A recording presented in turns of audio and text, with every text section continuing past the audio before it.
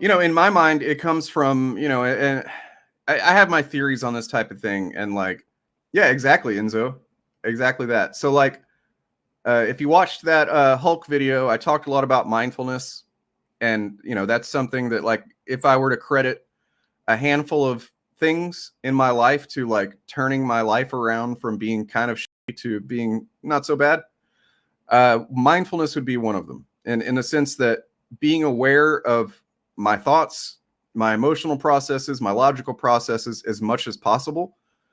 Because, you know, when I started being mindful, it forced me to re-examine a lot of my preconceived notions, my assumptions about life, about myself, about, you know what I mean? And when you start confronting that stuff, you start working through it in a way that, you know, like you want to be honest with yourself. And when you start realizing, oh, I've been dishonest with myself about this, and you know, you start working through that shit, or at least I did.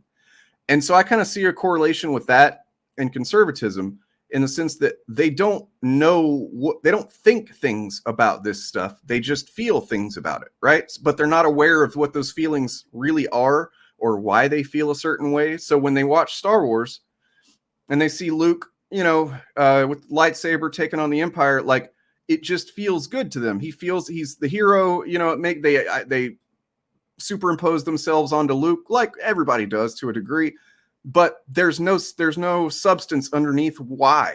You know, why do you identify with this situation?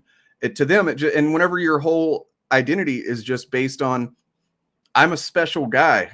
You know what I mean? Like I'm a white guy. In most cases, I'm awesome. You know, my mom told me I'm special. You know, that was all that stuff. And then you realize, oh, that's me.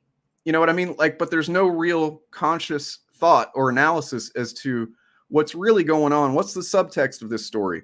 You know, it's all a very personal, like interpersonal connection to it rather than, I mean, and it's okay to have an interpersonal connection to media, but also you should have a broader understanding of the themes and the narratives, you know what I mean, that's going on. And when you don't have that and all you have is just this very singular you know, connection to a thing that's just all about you and how you feel about it when you're watching it, you miss so much. And then that also causes you to have this unhealthy connection to it, fixation with it, that whenever somebody comes along and says, actually, here's another element to think about that, you know, maybe it wasn't as pronounced before, or you haven't thought about it before, it challenges them and they flip the fuck out. Whenever you're confronted with something like that, there's only two options. You can analyze what that block is about. You know, like why are you having these resistant feelings to whatever this is? You know, like if it's causing you anxiety or anger or whatever, like why? You know, and it goes back to what I was saying about mindfulness and not being aware of one's emotional states and the causes for emotional states, right? Not knowing yourself, so to speak. And you can either kind of analyze that and go, wait, why am I so resistant to this? You know, I don't like this, but why? What is it about it that, you know, that's one option. That's the healthy option, personally and in broader social context. Then there's the option that chuds do, which is to rage against it, you know, just to resist at all costs. Do not allow any new understanding into your mind. Do not allow any new context. Do not reevaluate the way that you understand things, like you were just talking about. Like, and so that's really your only two options whenever you're confronted with something like that. And, you know, I think I've said this before. I think it has a lot to do with, you know, emotional maturity, emotional intelligence, however you want to describe it, you know, and that all correlates to, you know, being conscious of who the fuck you are and what about you and your perspective creates the different emotional responses that you have to things. And if you're just not inclined to analyze or take inventory of that type of thing with yourself, you're gonna just be a chud. And, you know, and then stuff like YouTube financially and socially incentivizes people to continue to not reevaluate and analyze that stuff. You know what I mean? So like, there's no way that Jeremy Griggs, unless for some reason he just gets kicked off of YouTube, maybe he ends up living in a ditch or something because he can't pay his bills. I don't know. Maybe at some point then he might go, maybe I was doing something wrong. But as of now, there's no incentive. In fact, there's only incentive for him to continue resisting any type of new understanding or analysis. That's kind of a big reason that I stopped doing forced adversity. There's several reasons, but like one of them is just that I noticed that engaging these people head on in most cases is useless. And in fact, it's not just useless. In a lot of cases, they use it to their benefit, because then they're just being persecuted, and you're just a woke whatever. And like the only times that I know for sure that I changed anyone's mind on my channel is when someone was already watching on their own accord, and I guess maybe had some type of maybe I said something that got through them, or maybe they were already having doubts about Comicsgate or whatever. Because I've gotten plenty of emails and messages. Then there's one video I've got up where Judah Rad and I were just talking about something completely unrelated, and there were these two people in chat that were like, "Well, I'm with Comicsgate, and I don't think they're so bad." And one of them was like, "I'm queer, and Comicsgate isn't hateful to me." And I kind of just off the cuff started explaining to them kind of what we were talking about Uche, and like, okay, so maybe they're not mean to you specifically, but like you have to understand that being part of something like that, when they are being bigoted and hateful to other people, like you're just kind of contributing to that by even giving it influence. You know what I mean? And these two people, the video's still up on my channel. They were both like, "Oh, maybe that's a really good point. I'm gonna have to think about that." So like I think that somebody has to have, they already have to have their door open a little bit, so to speak. But if you're trying to engage somebody who's already, they're making Comicsgate comics and they've already been hateful online a bunch, and they're like, that's what they wake up and do, and that's how they identify themselves. It's just seems extremely unlikely that you're going to get through to them, no matter how rational. And everything you're saying, by the way, is completely rational and right about criticizing their work. It's true. I don't know. I saw a lack of ability to engage with it's a self-honesty thing. Like I was saying, like they can't be honest about their intentions. They don't even understand why they're so angry and bigoted in the first place in most cases. You know what I mean? Like a lot of them don't realize that they've been sucking down this content for several years, and that they think that that's what reality is, because that's all they've been consuming for years. So it's really hard to break through that shell. And it just kind of started feeling like I was beating my head against the wall, especially because I was saying the same shit a lot. I mean, regular comics are selling well. Like sales are up generally. Like, yeah, if they want to act like certain comics maybe aren't selling as well, and it's usually individual issue sales that they're talking about, because trades, collected editions are way up. More people are buying collected editions than ever. There are a lot more people, like 20, 30 years ago, maybe Watchmen, V for Vendetta, there was like a handful of collected, editions of stuff that more casual non-comic fans would buy. You know what I mean? Like Watchmen made it to the, New York Times bestseller list because a lot of non-comic fans bought that shit and still do. But now non-comic fans, like people that don't give a shit about canon or what's going on right now in this universe or that, or who, they will still go, "Oh yeah, I want to read this Iron Man book," or whatever the fuck. Like they don't give a shit in the same way that we comic fans do, but they'll still buy and read a trade of something, and that's sustaining the industry at this point, as well as, like you're talking about, kids buying kids comics. But like, yeah, the idea that I still get comments on old videos where, 2-year-old videos or something, where somebody's like, "Oh yeah, well, if that's true, why is Marvel about to go bankrupt again?" Like, what the fuck are you talking about? Yeah, so I mean, it's really is that echo chamber effect, and it's, and that's the reason that I can't do forced adversity all the time anymore. It's the reason that, like, I was just, when you're just responding to an echo chamber all the time, you are in effect in an echo chamber yourself. You know what I mean? And you're still kind of, I was still in their echo chamber. Like, no, I don't believe the things that they believe, but I'm hearing the same stuff over and over again. I'm having to deal with it over and over again. It got to where I couldn't enjoy my own shit personally without thinking about, oh, I know what the shows are going to say about this, you know? And that's really what pushed it over the edge for me, was because as frustrating as it is to deal with them, at least for a while, I could sign off of the internet, turn on a fucking show or movie, open comics, and escape from it. And then it got to the point where I couldn't even do that because all of, my brain had been poisoned by their, their narratives. Not like I believed it, but I could just hear what they're going to say. Like I was preemptively working, or I would just be working out an argument against something that I hadn't even heard them say yet. If that makes any sense. It doesn't work. I know a lot of shit about comics and stuff. You can look back at my content. I know all of you have probably seen it. I've made some pretty fucking strong arguments against a lot of their shit. It's not like it matters. Even if I pulled up evidence right here and it's like, look, here's the proof of what I'm saying, and that proves what you're saying wrong, it won't fucking get through to them. And yeah, that's it. But one thing, talk about optimism.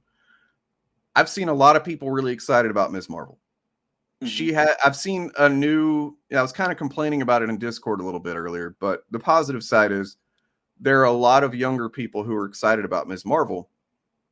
And I've seen how they deal with chuds in the replies of tweets about Ms. Marvel. You know what I mean? Like if Disney or whatever tweets something about her and then you get a chud, and most of the replies are going to be really enthusiastic and excited about it. Then you'll see a chud say something, and then you'll see her Ms. Marvel fans fucking roasting the shit out of them. You know what I mean? And it's like, that's encouraging, because it's like, it's almost, I'm kind of jealous, because it's almost like, because I have such a lifelong attachment to this stuff that I care too much. Whereas I see some of these more casual fans or younger fans that are just like basically shrugging off chuds like they don't mean anything. And that's probably the better tactic. You know what I mean? Like, just don't even take them seriously. Just kind of make fun of them and move on. And that's probably more effective broadly than trying to, approach them head on and argue with them about lore and facts and stuff like that. I think that they don't have a chance already. I think if chuds were going to make any headway, they would have done it already. Like, I think the tide has broken, and it probably broke a while back. When you look at, all the biggest channels, I did a stream looking at that months ago, where like, look how far all of their metrics have fallen, since the peak or whatever. Like across the board, they're doing worse. They're still there. We still see them. We still hear them. It's still, depending on who you follow on Twitter, you're going to see their shit retweeted a whole bunch. So it makes you feel like they're more present than they are. But like, I think that you look at Comicsgate, and, we did that whole stream, the funeral for Comicsgate, where we looked at so many different metrics of their success and how that's also fallen off. They would have already won by now. Like, so I think we kind of have to get to a point, and this is probably the most important thing I'll say this stream, I think, and then we'll probably call it there. It's almost 2 hours, but we need to get to a perspective where we realize that they're just going to be around, and we need to stop seeing them as such a threat. I mean, yes, they're a threat in the sense that people are harmed. They contribute to bigotry of all kinds. They contribute to toxicity of all kinds. But we kind of need to get to a point where we accept that that's going to be around a while, and us engaging with it all the time is not only not doing much, it's contributing to what they want. They want that kind of engagement, right? And then it also, like we were just talking about, demoralizes us. It wears us down. It makes us enjoy our shit less because we're dealing with them. So I think the most objectively useful thing we could do is kind of reframe how we see it. Instead of seeing it as this ongoing struggle between the right and the left in fandoms, we just need to accept that that's an element that exists, and it's going to take time. Like you were saying earlier, we need to do more, progressive content. Like we're talking about a minute ago, do more positive or at least neutral engagement content that makes people think about things in a more nuanced way, a healthier way, and just keep doing that. And over time, we're already the larger segment of fandom. It seems like there's more of them because they're so loud and they're so ubiquitous online, and because that's part of what they do. They want to make you feel like they're everywhere, right? But they're not. The people, regular, decent people, are more of the fan community than that, right? And so over time, we just keep growing this thing that we're part of, and over time, that theoretically will shrink, and it may never go away completely. It probably won't, but I don't think that the way that we've been doing it in a lot of ways is the best way to go about it. And, I say that I made the choice to change my channel's content and stuff for myself, not because I had come to this realization yet. It was for me. And now, after months of being away from it and getting some distance from it and thinking about it in these ways, I think that is the best thing for everybody, to kind of don't take it so seriously. If you see harm being caused, do what you can to stop it. But making arguments on Twitter and retweeting this and that, I've been doing it the last couple of days, and it's already fucking wearing me out that I've been retweeting and talking shit on chuds. It doesn't accomplish anything except to make us feel good in the moment. That's what I've taken from the last few days of me deciding to, you know what, I'm going to roast some chuds up until Friday stream kind of thing. That was an intentional thing on my part, because I haven't been doing it really. And now, after a few days of doing it, I'm just like, I'm not going to do it anymore. Maybe every once in a while just for the hell of it. But it's so easy to get sucked into that cycle of feeling like you're in this never-ending struggle against this other side that's so powerful and stuff. And it's like, they're not powerful. There's not that many of them, in the grand scheme of things. They are shrinking. They are losing influence. And that's where I stand with it. They may not consciously realize it, but their goal is either to completely co-opt this media for their own self, so that, if Marvel and Star Wars and DC are like, yeah, you know what, we're going back to just pretty much white male characters, no queer stuff, they'll call that their victory, and then they will be champions of those things. But that's not going to happen. We know that's not going to happen. Marvel, DC, they're not going to do that. So the only other outcome is that they will continue what they're doing in perpetuity. They will never stop, as long as they don't get their way, which is what I just described. That's what they want, which won't happen. As long as social media algorithms are based on reaction, outrage, and clicks, and so on, which, like you said earlier, that's probably not going away.